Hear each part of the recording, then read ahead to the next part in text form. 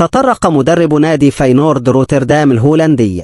النجم السابق روب فان بيرسي إلى موضوع عودة الدولي الجزائري أنيس حجموس إلى تدريبات الفريق بعد خروجه رفقة المنتخب الجزائري من المنافسة القارية. وفي تصريحات أدلى بها لشبكة ESPN لم يخف فان بيرسي سعادته بعودة اللاعب، حيث قال بصراحة: كنت سعيدا بإقصاء المنتخب الجزائري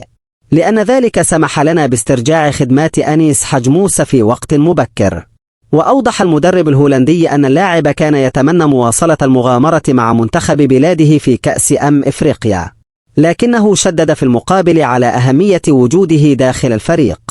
مؤكدا أن عودته السريعة تمثل خبرا ممتازا بالنسبة لطاقم فينورد. كما أشار فان بيرسي إلى أن حجموس عاد بالفعل إلى النادي وسيخضع لبرنامج إعداد خاص يهدف إلى استعادة جاهزيته البدنية في أقرب وقت ممكن، مضيفا أن اللاعب لا يزال عنصرا مهما في مشروع الفريق،